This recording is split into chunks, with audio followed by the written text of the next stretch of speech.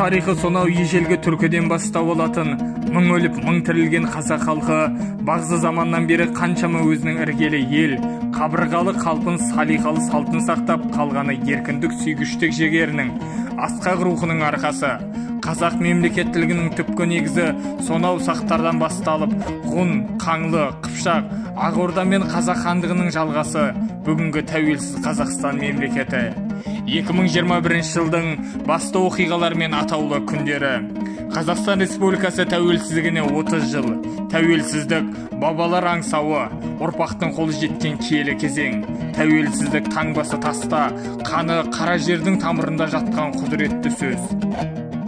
Қазақстандағы ұлт азаттық көтеріліске 105 жыл. Қазақстандағы 1931-33 жылдардағы ашаршылыққа 90 жыл. Желтоқсан көтерілісіне 35 жыл. Семей полигонының жабылғанына 30 жыл.